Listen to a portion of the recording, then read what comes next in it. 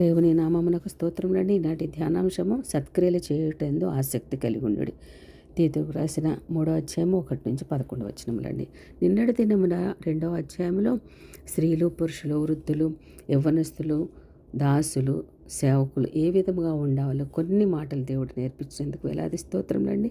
ఎందుకంటే యేసుక్రీస్తు శరీరధారిగా మరలా తిరిగి వచ్చినప్పుడు మనము ఎటువంటి పరిస్థితిలో ఉండాలి, ఎంత ఆధ్యాత్మికంగా జీవించాలని నేను నేర్పించినందుకు వేలాది స్తోత్రములండి. ఈరోజు సత్క్రియలు చేయటంలో ఆసక్తి కలిగి ఉండాలని 3వ అధ్యాయము తీతు రాసిన పత్రిక 3వ అధ్యాయం 1-11 వచనములండి. క్రైస్తవ విశ్వాసులందరూ తమ బహిరంగ జీవితంలో సత్క్రియలు చేయడంతో ఆసక్తి కలిగి ఉండవాలని బోధించమని తీతుకు పౌలు ఉపదేశించాడు.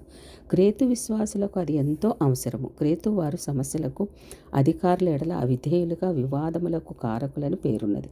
వారు క్రైస్తవ విశ్వాసులుగా మంచి క్రియలనే చేయవలనని హెచ్చరించుచున్నాడు.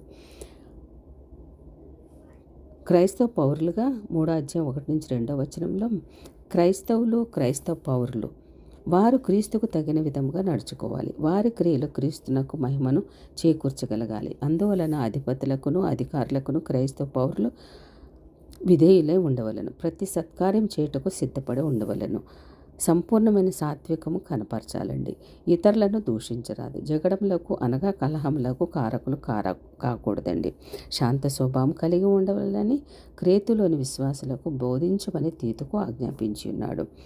క్రైస్తవ పౌరుని పూర్వపు స్థితి 3వ అధ్యాయం 3వ వచనం ప్రకారం క్రైస్తవ విశ్వాసంలోనికి రాకపూర్వము మన స్థితి ఎలాంటిగా ఉన్నదో పౌలు వివరించుచున్నాడు. మనము కూడా మునుపు అవివేకులమును, అవిధేయులమును, మోసపోయిన వారమును, నానా విధములైన దురాశలకును, భోగములకును దాసులమై ఉంటిమి. దుష్టత్వమునందు, అసూయందు కాలము గడుపుచు ఒకరి ఎడల ఒకడు ద్వేషించుచు ఉంటిమి. ఇది క్రీస్తును ఎరుగక పూర్వము. లోకపు జీవితంలో మానవ నైతిక పతన అవస్థ ఇది. నైతిక ఆధ్యాత్మిక విలువలకు ఏమాత్రం ప్రాధాన్యత లేని జీవితం. క్రీస్తు రాజ్యపు పౌరులుగా మార్చబడుట. ఎప్పుడు మార్చబడామండి? తీతు రాసిన పత్రిక 3వ అధ్యాయం 4-7 వచనములలో అట్టి పాపపు లోకపు జీవితమును జీవించు దుష్టక్రియలకు బానిసలైన మానవులను దేవుడు తన కృపను బట్టి యేసుక్రీస్తు ద్వారా విమోచించి ఉన్నారు. క్రీస్తునందు దేవుడు మానవుల ఎడల కలిగి ఉన్న దయా, ప్రేమ ప్రత్యక్షమైనవి. మన నీతి క్రియలను బట్టి ఆయనకు రక్షణ లభించలేదు. ధర్మశాస్త్ర క్రియలు మనలను నీతిమంతులుగాను, దేవుని రాజ్యపు పౌరులుగా చేయలేకపోయినవి. అందువలన దేవుడు తన కనికరమును బట్టి మనలను రక్షించెను. పునర్జన్మ సంబంధమైన స్నానము అనగా బాప్తిస్మం ద్వారాను, పరిశుద్ధాత్మ అనుగ్రహించిన నూతన స్వభావం ద్వారాను మనలను రక్షించున్నారు. దేవుని రాజ్యపు పౌరసత్వానికి అర్హత అనుగ్రహించున్నారు. ఇది దేవుని కృప కార్యమే కదండి. దేవుని కృప వలన నీతిమంతులముగా తీర్చబడ్డాము.